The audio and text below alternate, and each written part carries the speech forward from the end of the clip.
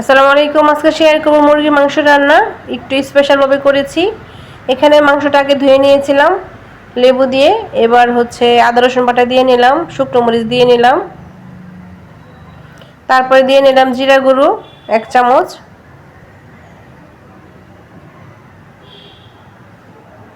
এবার দিয়ে নেব হলুদ 1 চামচ, তারপর দিয়ে নেব ধনিয়া 1 চামচ, স্বাদ মতো লবণ দিয়ে নিব, তারপর দিয়ে নিব সয়া সস। সয়া সসটা দিলে কি হয়, মুরগির মাংসটা খেতেও ভালো লাগে। যেহেতু এটা আমি একটা অন্য পদ্ধতিতে রান্না করব, এই জন্য সয়া সসটা দিলেও তাড়াতাড়ি আমার মুরগির মাংসটা সিদ্ধ হবে এবং তুলার মতো হবে, তাড়াতাড়ি নরম হবে, ভালো লাগবে খেতে, সফট হবে অনেক। এবার সব কিছু একসাথে ভালোভাবে মুরগির মাংসের গায়ে ভালোভাবে মাখিয়ে নিব।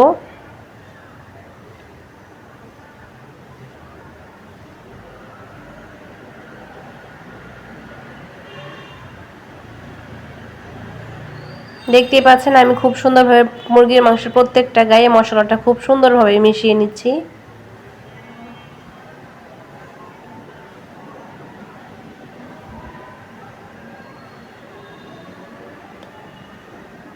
খুব সুন্দরভাবে মাখিয়ে নেওয়ার পর এটা আমি রেখে দিব 1 ঘন্টার মতো।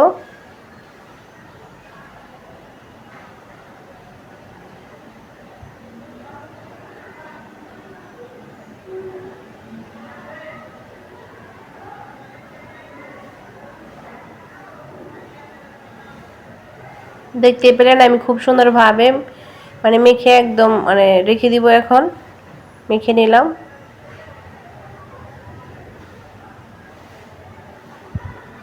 মুরগির মাংস খেতে খেতে যখন অভুক্তি হবেন তখন এইভাবে একবার ট্রাই করে দেখবেন, অন্যরকম একটা স্বাদ হয়। এবার একটা প্যান বসিয়ে দিলাম, প্যানে তেল দিয়ে নিলাম, তেল দিয়ে এবার এক এক করে প্রত্যেকটা পিস আমি দিয়ে নিব মুরগির মাংসের।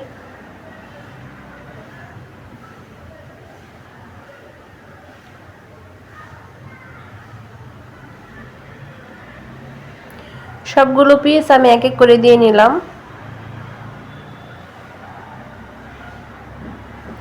খুব বেশি কিছু উপকরণ প্রয়োজন পড়ে না এই রান্নাটা করতে। দেখতেই পাচ্ছেন এবার আমি সুন্দরভাবে এই তেলের মধ্যে মুরগির মাংসটা ফাইনভাবে ভেজে নিচ্ছি।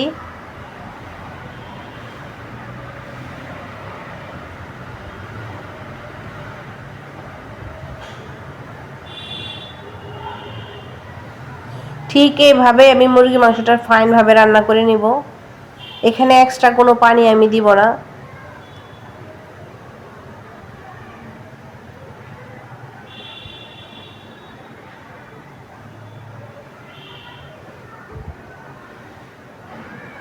এটা ভাজতে ভাজতে যখন অর্ধেকের বেশি হয়ে গিয়েছে, 70% হয়ে গিয়েছে, তখন আমি কিছু পেঁয়াজ দিয়ে নিলাম। পেঁয়াজটা দিয়ে এবার খুব সুন্দরভাবে ভেজে নেব এই মাংসের সাথে।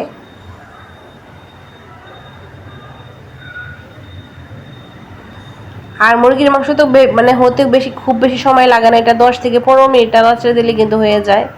দেখতেই পাচ্ছেন আমি কিন্তু এখান থেকে মুরগির মাংস থেকে তেমন পানি উঠতে দেইনি, একদম শুধু তেলেই ভেজে নিয়েছি।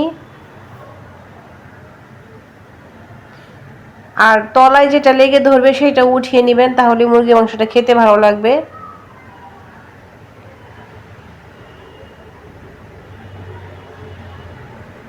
আমি এইভাবে তলা থেকে উঠিয়ে উঠিয়ে মাংসটা খুব সুন্দরভাবে ভেজে নিচ্ছি আমি। একবার আমার শাশুড়ি, আমরা যখন অসুস্থ ছিলাম তখন এইভাবে ব্রয়লার মুরগি আমাদেরকে এইভাবে ভেজে ভেজে রান্না করে দিয়েছিল। তারপরে আমরা মোটামুটি খেতে পেরেছিলাম, অনেকটাই ভালো লেগেছিল। এবার লং, দারচিনি, তেজপাতা আর হচ্ছে এলাচ গুঁড়ো আর দিয়ে নিব হচ্ছে বোম্বাই মরিচ আর দিয়ে নিব শুকনো মরিচ। এবার দিয়ে নিব আস্ত পেঁয়াজ কয়েকটা আর রসুন আস্ত কয়েকটা। এবার এই মাংসের সাথে সবগুলো আবার দ্বিতীয়বার ভেজে নিব।